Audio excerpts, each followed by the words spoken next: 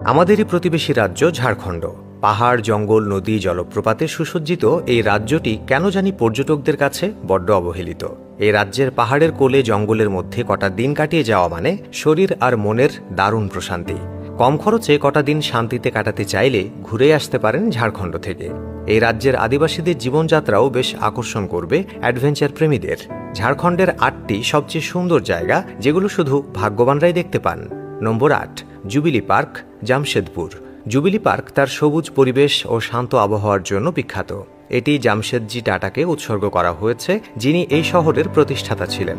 1958 সালে প্রতিষ্ঠিত এই পার্কে রয়েছে ঝর্ণা, সুন্দর বাগান এবং একটি চিড়িয়াখানা। পরিবার ও বন্ধুদের সঙ্গে পিকনিক করার জন্য এটি একেবারে উপযুক্ত জায়গা।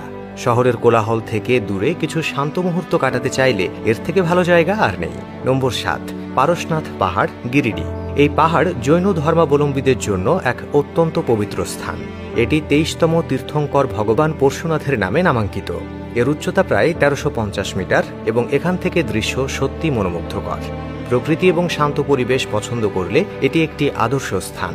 নম্বর 6, জগন্নাথ মন্দির, রাঁচি। এই মন্দিরটি একটি ছোট পাহাড়ের উপর অবস্থিত এবং ওড়িশার পুরীর জগন্নাথ মন্দিরের সাথে মিল রয়েছে।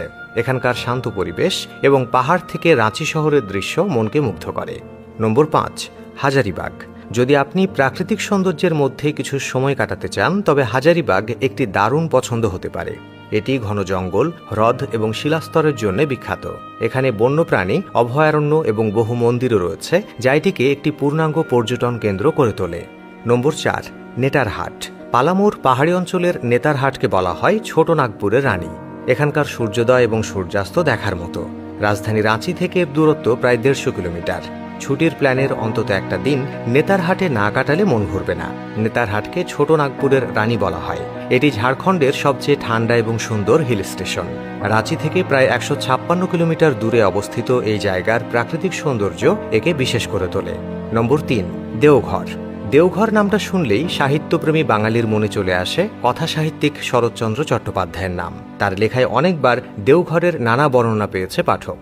পুরনো আমলের মধ্যবিত্ত বাঙালি হাওয়া বদলের জন্য দেওঘর এবং মধুপুরের বড়ই ভক্ত ছিল। অনেকে তো সেখানে বাড়ি তৈরি করে রেখেছিলেন ছুটি ছাটায় সময় কাটানোর উদ্দেশ্যে।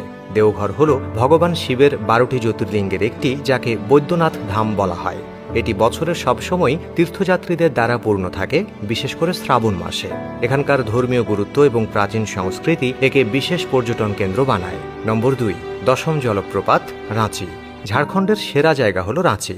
রুক্ষ অথচ নির্মূল সৌন্দর্যের অসাধারণ মেলবন্ধন এই ছোট্ট শহরটি। রাঁচি পাহাড়ের চূড়া থেকে গোটা শহর দেখা একটি অসাধারণ অভিজ্ঞতা। রাঁচির কাছে অবস্থিত দশম জলপ্রপাত একটি অত্যন্ত সুন্দর প্রাকৃতিক ঝর্ণা। এটি পিকনিক এবং প্রকৃতির সৌন্দর্য উপভোগ করার জন্য বিখ্যাত। এখানে আপনি স্বর্ণরেখা নদীর দৃশ্য উপভোগ করতে পারেন। নম্বর 1, পাতরাতু ভ্যালি। পাতরাতু ভ্যালিকে রাঁচির সিমলা বলা হয়। এটি পাহাড় ও ঘূর্ণায়মান রাস্তায় ঘেরা এক অপূর্ব জায়গা। রাঁচি থেকে প্রায় 25 কিলোমিটার দূরে অবস্থিত এই ভ্যালির রাস্তা এতটাই মনোরম যে বাইক বা গাড়িতে করে যাত্রা করাটা নিজেরই একটা অসাধারণ অভিজ্ঞতা হবে। প্রকৃতির মাঝে স্নিগ্ধ কিছু মুহূর্ত কাটাতে চাইলে এর থেকে ভালো জায়গা আর নেই। শেষ কথায়, যদি এই ভিডিওটি দেখতে থাকেন তাহলে লাইক আর শেয়ার করতে ভুলবেন না। ধন্যবাদ।